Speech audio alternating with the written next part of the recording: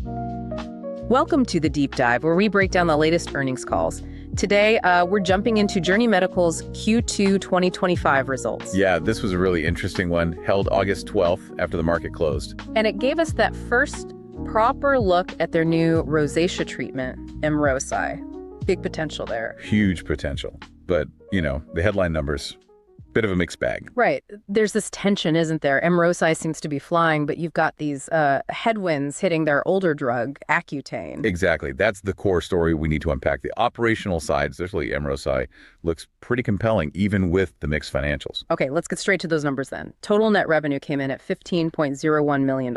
Which actually beat the consensus just slightly. $14.85 million was the expectation. So a 0.7% increase year over year. Small beat, but still a beat. True, but then you look at the bottom line, the GAAP EPS, that was a net loss of $2.16 per share. Ouch. And the estimate was for a loss of only $2.07. Yeah, big miss there. And despite the revenue beat, the market really latched onto that EPS number. Saw that share price reaction after the call. Definitely focused on the earnings miss. It often does, especially when evaluating profitability trajectory alongside a new launch. They're asking, what's the real cost here? But it wasn't all negative on the financials, was it? The gross margin looked pretty good. It did, yeah. Significant improvement. Reached 67%. That's a, 600 basis point jump year over year? That's substantial. Very substantial. Means they're keeping more from each sale after costs. And cash looked okay, too. Yeah, stable at $20.3 million indicates minimal cash burn, which is, pretty crucial when you're funding a launch. Absolutely. The stable cash gives them breathing room. Runway. Okay, so let's pivot to the main event, EMROSI. First full quarter on the market. Management called it their new center of gravity. And you can see why from the early numbers. It pulled in $2.8 million in net sales just this quarter. For a first full quarter, that sounds pretty strong. It is. And the prescription numbers back it up. Cumulative total scripts, TRX, over 12,800 through July. Wow. And new prescriptions. The NRX share among derm writers hit over 10% in just its third month. Those are really solid early signs. Okay, 10% share already. But are those prescriptions actually translated? Are people getting access? That's the next piece. Payer access is expanding fast. It went from about 30% commercial lives covered in May to roughly 65% by July. That's quick. Very quick, and more doctors rating it too. Yeah, the number of unique prescribers nearly tripled, from about 660 last quarter to over 1,800 now. Okay, rapid expansion. So what's driving that? Is it just heavy promotion, or is the drug itself different? Management points strongly to clinical differentiation. There was that peer-reviewed JAMA Dermatology article citing EMROSI's superiority over Oracea. Oracea, the established competitor, right? Exactly. And EMROSI, being non-antibiotic, is a big plus. Then there was data at a conference showing efficacy isn't affected by body weight. So it genuinely sounds like a potentially better option for patients, best in class, maybe. That's certainly the positioning, and they're pushing it using their existing setup. Leveraging their current dermatology sales force. That makes sense.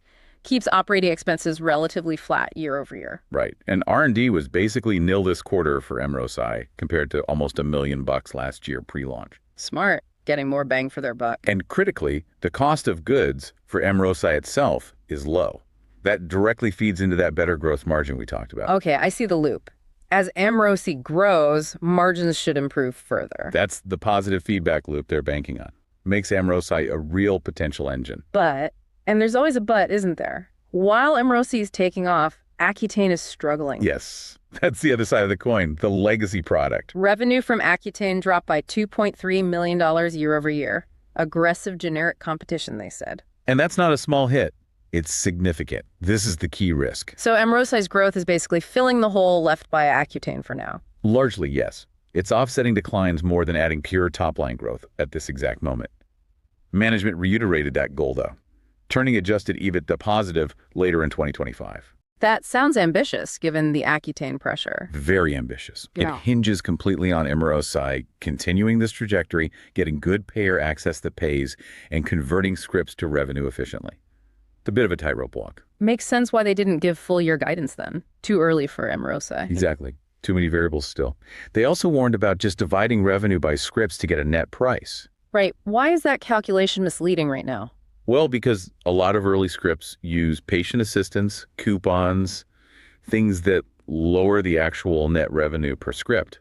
Plus, delays in getting paid by payers. The noise of a new launch. Yeah. So gross scripts look great, but the net revenue per script might lag initially. Precisely.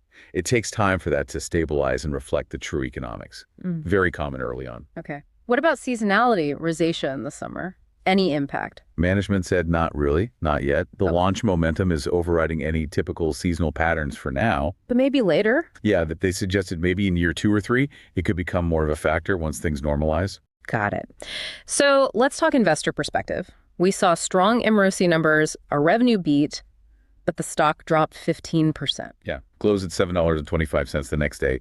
Big volume too. Looks like a classic sell the news. Why, though? Just the EPS miss and the Accutane drag? Primarily, yes. I think it reflects caution. Yeah. The market sees the EMROSI potential, sure, but it's weighing that against the ongoing generic headwinds and maybe some broader valuation questions. It's a wait-and-see stance. Okay. Meanwhile, the company's clearly betting everything on EMROSI. Strategic pivot is obvious. Absolutely. And they're making moves to broaden awareness, too, joining the Russell indexes. Right, the 2000 and 3000. That brings in passive index funds. Increases visibility, liquidity, institutional ownership.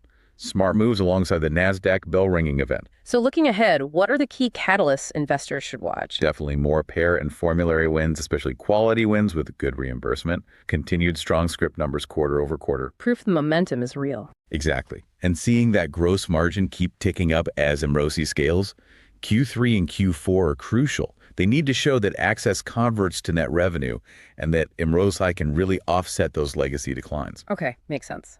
Time for our This Is Not Financial Advices segment. Strictly for fun, strictly hypothetical.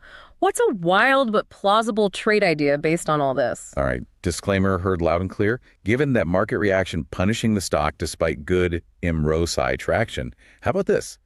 A contrarian long on Journey Medical, ticker DERM. Okay, going against the grain. But pair it tactically. Short a basket of established dermatology generic manufacturers. Interesting hedge. What's the thesis? The market might be overreacting to the temporary Accutane issue and undervaluing EMROSI's differentiation and rapid uptake. If Derm executes on quality access, converts scripts well, and hits that EBITDA positive goal later this year. Could be a re-rating. Could be a significant re-rating. The short generic basket hedges against broader industry woes, or if Accutane's decline worsens, letting you bet more purely on the EMROSI story itself. Basically, betting the new growth engine outperforms the fading legacy players. A bet on the pivot succeeding. I like it. Okay, that wraps up our deep dive on Journey Medical's Q2. Quite the story, huh? It really is a tale of two products, like you said. EMROSI's rise against Accutane's headwinds. The execution on EMROSI is everything now. Can it grow fast enough and profitably enough? That's the billion-dollar question, isn't it? It needs to convert those impressive script numbers into solid revenue and wider margins. The next few quarters are make or break for proving that. So the challenge for Journey Medical, and maybe for you listening, is can this pivot redefine the company before the legacy erosion takes too much of a toll? A race against time, perhaps? Could be. We'll be watching closely. Absolutely. Remember, everything discussed here is purely for informational purposes. It's not financial advice. Always do your own research. Thanks for tuning into The Deep Dive. We'll catch you on the next one.